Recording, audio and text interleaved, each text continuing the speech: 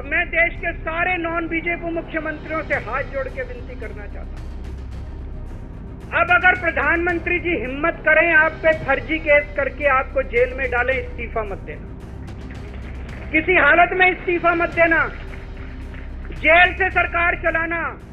आबकारी नीति के घोटाले को लेकर के कथित तौर पर तमाम आरोप झेलने वाले अरविंद केजरीवाल ने आज बड़ा ऐलान किया है। अरविंद केजरीवाल ने स्पष्ट कर दिया है कि 2 दिन के अंदर वो सीएम के पद से इस्तीफा दे देंगे। ये दूसरा मौका होगा जब अरविंद केजरीवाल सीएम रहते हुए इस्तीफा देंगे। इससे पहले वो 48 दिनों की सरकार चलाने के बाद कांग्रेस के साथ जब गठबंधन उन्होंने तोड़ा और अचानक उन्होंने इस्तीफे का फैसला लिया था तो तमाम लोगों ने उनकी बुराई की थी। इसके अलावा तमाम लोगों ने उनके इस फैसले पर सवाल खड़े किए थे, लेकिन बड़ी ताकत बन करके आम आदमी पार्टी ने दिल्ली में उसके बाद चुनाव में सरकार बनाई थी। और अब जबकि आबकारी घोटाले में बुरी तरह से घिरे रहे और करीब 6 महीने से ज़्यादा दिनों तक जेल में रहे और उसके बाद वहां से निकल करके अब अरविंद केजरीवाल ने पब्लिक के सामने, दिल्ली की जनता के सामने कहा है कि मैं 2 दिन के अंदर इस्तीफा दे दूंगा और ना अरविंद केजरीवाल सीएम रहेंगे, ना ही मनीष सिसोदिया सीएम बनेंगे।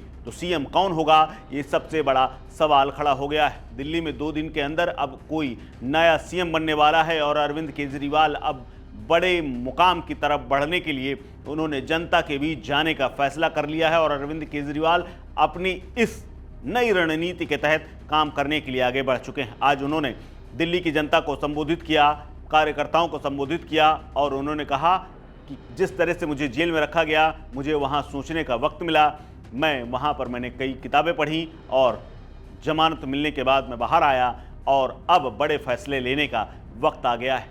अरविंद केजरीवाल आज आम आदमी पार्टी के मुख्यालय में पहुंचे थे।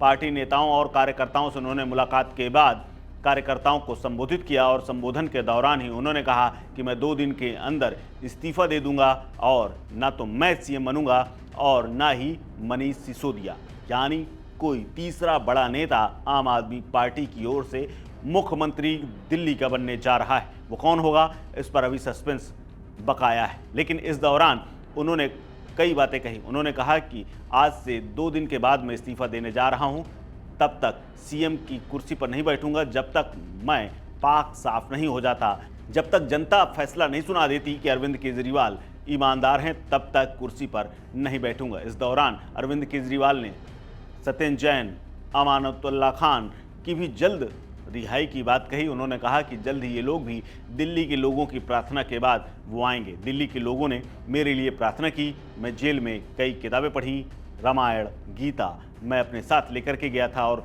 भगत सिंह की जेल डायरी लेकर के भी वहाँ मैंने जाकर पढ़ी है। इस खबर में फिलहाल इतना ही। अपडेट्स के लिए बने रहिए वन इंडिया हिंदी के साथ। नमस्कार।